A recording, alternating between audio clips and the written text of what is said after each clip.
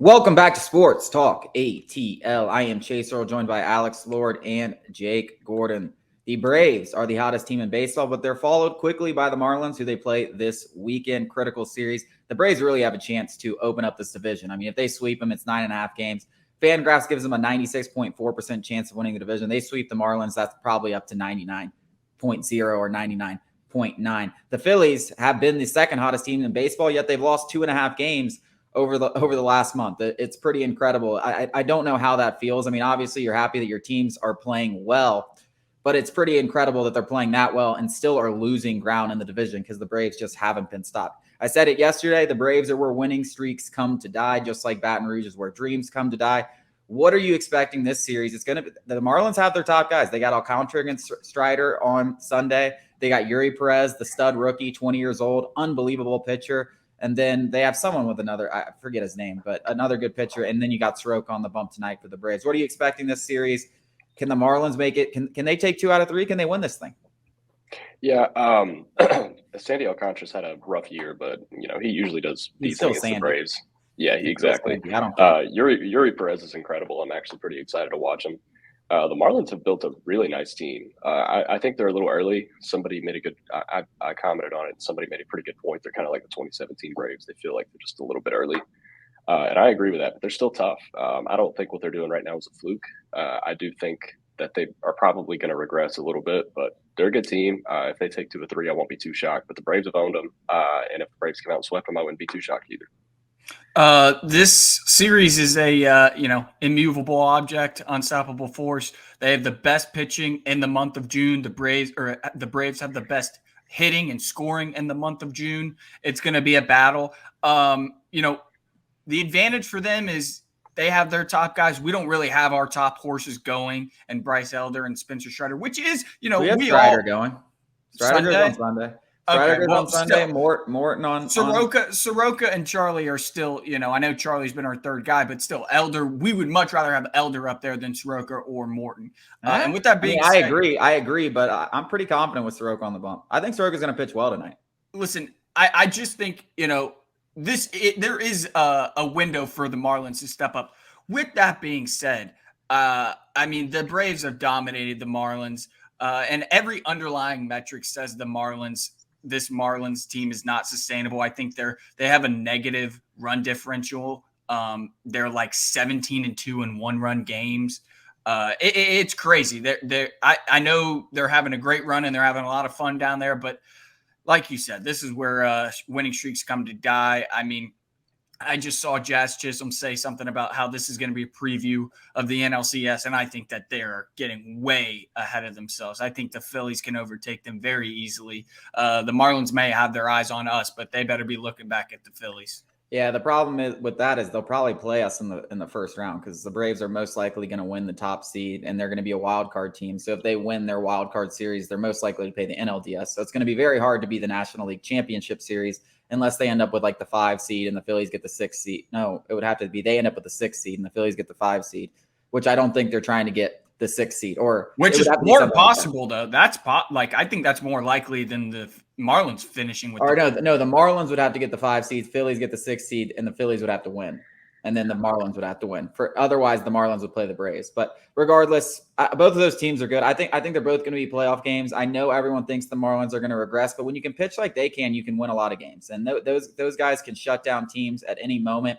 I do think I like your point. It's an unstoppable force versus an immovable object. And the Braves offense and the Marlins pitching, it'll be a good test. But I think it'll also be a good test for them. I mean, you saw Ryan from the Twins was pitching better than just about anyone in the baseball. He gives up 5 home runs to the first 10 batters.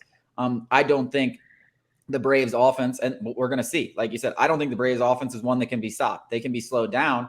But also the Marlins are going to have to score runs if they want to keep this competitive. The Marlins are 28-65 against the Braves since 2018. I understand this is a better team, but this is at Truist Park. You got Soroka going with the crowd behind him in Game 1. It's going to feel like the playoffs because I can tell you the Braves, they're coming in hot as hell. They're having fun, but they know what's at stake. They know they can put this division to bed early at the start of July with a big series here. They're going to have the crowd behind them. They're going to have Soroka going in Game 1. It's going to feel a little playoffy vibes at Truist Park this weekend, and I think they're going to take care of business. I will say, like, if they took 2 out of 3, I wouldn't be completely shocked. but I'm leaning more towards sweep the hell out of them and get them out of your building. Make a statement. I think it would be. Sorry, I think it would be pretty funny if the Marlins did make a huge run to the World Series, and then 4 out of the past 5 were the Nationals, Braves, Phillies, and Marlins. I think this is what the Marlins do. You saw Craig Mish tweeted out the last 2 times the Marlins were over 14 games over 500. They only made the playoffs 2 times. And they won the World Series. So they're like one of the weirdest organizations ever. If they're ever in it, they somehow win it. And listen, they have the pitching to be hell in the playoffs, because on any given night, those guys can shut you down. Even the best lineup, some great pitching can win in October, and they have, I think, the best staff in baseball. Let's talk about the Mets. Let's wrap up the segment about the Mets. What an absolute disaster. Fangraphs they're 17 and a half games back of the Braves right now. Fangraphs gives them a 0.0% chance of winning the division. It's not even July yet. I mean, who would have said that? Now, I knew they overachieved last year. I knew they overachieved. They had a lot of dinky hits. They won every close game. I knew they weren't going to be as good as the Braves this year. I told people that they would be at least 8 games behind them. Even in my wildest dreams, I couldn't imagine it being this bad. But their GM is an idiot. How did they spend $500 million and not spend $1 on that offense? They didn't add anybody. They're like, oh, yeah, Daniel Vogelbach, he'll be fine. Oh, yeah, Jeff McNeil, he's going to repeat what happened last year.